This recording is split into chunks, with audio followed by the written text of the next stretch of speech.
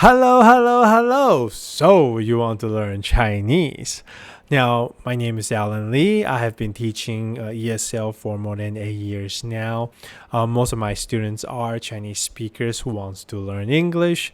But recently, one of my English-speaking colleagues wanted to learn Chinese. So I decided to make a series of videos that would help him and anybody else who wants to learn Chinese. Now, first thing that you guys have to understand is that learning Chinese as an English speaker is actually quite difficult. In fact, if you go onto the U.S. Embassy website, you can find that Chinese is considered to be a category 4 or 5, I think category 5 language, which requires you to spend about approximately 5,000 hours to learn, to become just proficient, not even fluent, just proficient. So there's quite a big linguistic divide. However, in the 8 years that I have spent teaching Chinese speakers, I have learned, I really understand the divide between those two languages and figure out several shortcuts that you can take to really shrink the 5,000 hour requirement down to something more manageable. And I hope to share that with everyone through my videos. Now, the very first thing that every English speaker should do to learn Chinese is don't be surprised, or this is actually quite important and I'm quite serious about this. The first thing that every English speaker who wants to learn Chinese, the first thing they must do is to learn Chinglish. Yes, you heard me right. Learn Chinglish. Now, the first thing, the very first reaction that you should have is not, Chinglish is a pejorative in describing the way Chinese people speak. It's not. It's actually a linguistic phenomenon. You really have to understand that it's a linguistic phenomenon. And what do I mean by a linguistic phenomenon? Chinglish is actually a proper Chinese sentence translated word for word into English. Let me give an example. For example, a very common sentence that you might hear is, I go to buy something. Right? This sentence does not make sense in English. I go to buy something. It doesn't make sense. It's grammatically wrong. Okay. However, if I were to translate that word for word back into Chinese, let me show you. I translates to 我. That means I. Go to translates to 去. Buy is 买. Something is 东西. 我去买东西. 我去买东西 is actually a really common sentence. And in context, when you properly translate it, is I am going to buy something. Here we'll actually, instead of something, it's actually closer to stuff. I'm going to buy stuff, because something in English sounds like something vague. It's not specific. However, 东西 actually means stuff, and usually 90% of the time it means groceries. Okay, this is the present continuous or future tense in Chinese that expresses that your desire to buy something. However, the grammar is so different between the two languages. It's just difficult for Chinese speakers to apply the proper grammar sometimes. Not all the time, sometimes. But Chinglish is your window into the proper Chinese grammar. Okay? With that said, the second thing that you must do is forget English grammar. As you can tell, the grammar between two languages just doesn't mesh in any way.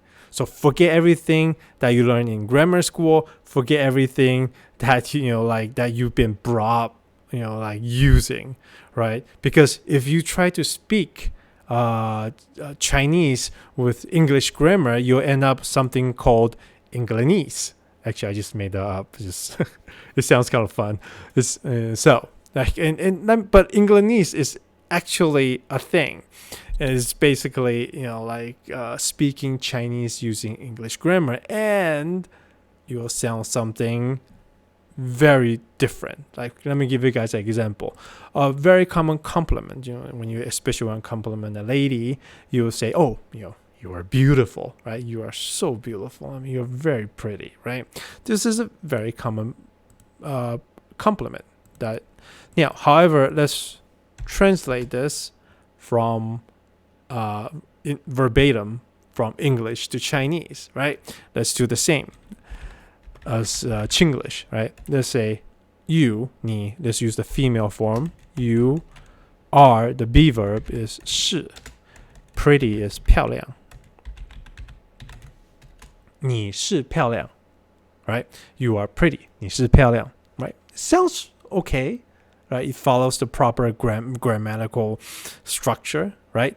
However, if you say that to an Asian woman, the first thing is that the first response that you are gonna get is like they'll probably look at you weird and probably tell you that why are you so mean? Like, what are you trying to imply, right? Do you know why? Because when you say 你是漂亮 or 你是漂亮的 to any person, in context it actually means that like, I assure you, you're not ugly, that you are actually really pretty, right? That's the implication of the sentence. You're actually affirming a trait, or you're affirming that she's pretty, which implies that somebody might not think so. Okay, so if the proper way of complimenting somebody is, let's do some Chinglish. You very pretty. You very beautiful, right? Very beautiful. Like you often hear, in Chinglish, right? And this is actually, when you translate it back to Chinese, is 你很漂亮.